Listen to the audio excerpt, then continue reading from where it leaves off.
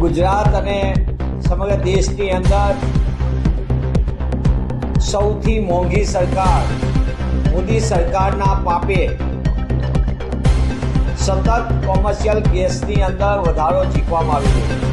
Commercial ગેસમાં વધારાના કારણે દેશમાં જે રેસ્ટોરન્ટો ચાલે છે, નાના નાના ધાબાઓ ચાલે, એ તમામ ઉપર સીધી એની અસર આવે છે। આ કોમર્શિયલ ગેસનો ભાવ વધારો ચીકવાના કારણે અનેક એની મોંઘવારી ઉપર અસર સીધી આવે છે અને સરકાર દ્વારા 2026ની શરૂઆત થઈ 1 જાન્યુઆરીથી સતત 7મી વખત આ વધારો ઝીકી દેવામાં આવ્યો છે અને આજનો આ 1 મેથી લાગુ કરવામાં આવેલો ભાવ વધારો કોમર્શિયલ ગેસમાં એ 900 રૂપિયાથી પણ વધુ છે। એટલે કે આ વધારાના કારણે કોમર્શિયલ ગેસનો 19 કિલોનો જે સિલિન્ડર છે એ 3100 રૂપિયા આસપાસનો થઈ જશે। એટલે કે જે સિલિન્ડરનો ભાવ 1 જાન્યુઆરી 2026થી શરૂ થતો હતો તે સમયથી લઈને આજ દિન સુધી 1 મે સુધીમાં 1500 રૂપિયા જેટલો વધારો, એટલે કે લગભગ બમણા ભાવ કોમર્શિયલ ગેસના કરી દેવામાં આવ્યા છે। આ જંગી ભાવ વધારો, બીજો ભાવ વધારો રાહ જોવે છે, કારણ કે સાહેબ ચૂંટણીમાંથી મુક્ત થયા અને હવે આગામી સમયની અંદર પણ મોંઘવારીનો માર માટે દેશની જનતાએ અને ગુજરાતની જનતાએ તૈયાર રહેવું પડશે। અગાઉ કોમર્શિયલ ગેસની સાથે સાથે ઘરેલું ગેસ ઉપર પણ વધારો જીક્યો હતો, પણ વચ્ચે ચૂંટણી હોવાથી એ ભાવ વધારો આપણને આવ્યો નથી। હવે નજીકના સમયમાં આવશે। ખાતરની અંદર પણ ભાવ વધારો કહેવામાં આવ્યો।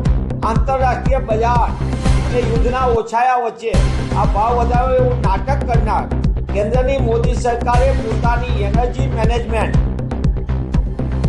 દેશ માટે કર્યું નથી। એનું રિઝર્વ કઈ રીતે રાખવું, એનું આગોતરું આયોજન કેમ કરવું, એમાં સદંતર નિષ્ફળ ગઈ છે। જે સરકાર સત્તામાં આવવા માટે બહાદુર મહેંગાઈ કી માર એવું 2014માં નારો આપ્યો હતો અચ્છે દિનનો, એ મોદી સરકારે 2026માં સૌથી મોંઘી સરકાર અને ગરીબ સામાન્ય મધ્યમ વર્ગના દિવસો ગાયબ કરી દીધા અને એ લોકો આર્થિક હાલાકી ભોગવે તેવી સ્થિતિનું નિર્માણ કર્યું છે। ત્યારે કોંગ્રેસ પક્ષ તરીકે અમે માંગ કરીએ છીએ કે સરકાર દેશની અંદર છેલ્લા 1 વર્ષની અંદર એનર્જી મેનેજમેન્ટ ક્ષેત્રે શું કામ કર્યું, કોમર્શિયલ ગેસનો કેટલો જથ્થો છે આપણી આગળ રિઝર્વ, પેટ્રોલ ડીઝલનો જથ્થો કેટલો રિઝર્વ છે, એ તમામ બાબતની વાત દેશની જનતાને કહેવું જોઈએ। કારણ કે મનની વાત બહુ થઈ છે, એના માટે તમે કરોડો રૂપિયાની જાહેરાત કરો છો, પણ સામાન્ય જનતાની વાત ક્યારે થશે, એના દિલની વાત ક્યારે થશે, એ બહુ જરૂરી છે। એટલે પુનઃ કોંગ્રેસ પક્ષ તરીકે માંગ કરીએ છીએ કે આ કોમર્શિયલ ગેસના ભાવ વધારાને કારણે મોંઘવારીનો આસમાન તરફ જશે। પેટ્રોલ ડીઝલના ભાવ વધારવા માટે આપણે માનસિક તૈયારી રાખવાની છે। ગમે ત્યારે 20થી 25 રૂપિયાનો વધારો દેખાઈ રહ્યો છે અને ખાનગી કંપનીઓએ, ઓઇલ કંપનીઓએ, એ સરકારી હોય કે ખાનગી, તમામે જે દેશના સામાન્ય નાગરિકોના ખિસ્સામાંથી 35 લાખ કરોડ રૂપિયા, હું પુનઃ એ વાતને કહું છું, આંતરરાષ્ટ્રીય ક્રૂડ બજારમાં સૌથી સસ્તું ક્રૂડ એ ભાવ ઘટાડવાનો લાભ દેશની જનતાને નથી આપ્યો। એ એક્સાઇઝ અને અન્ય રીતે ઓઇલ કંપનીઓએ અને કેન્દ્ર સરકારે 35 લાખ કરોડ રૂપિયા દેશની 140 કરોડની જનતા ઉપર સીધી લૂંટ ચલાવી છે।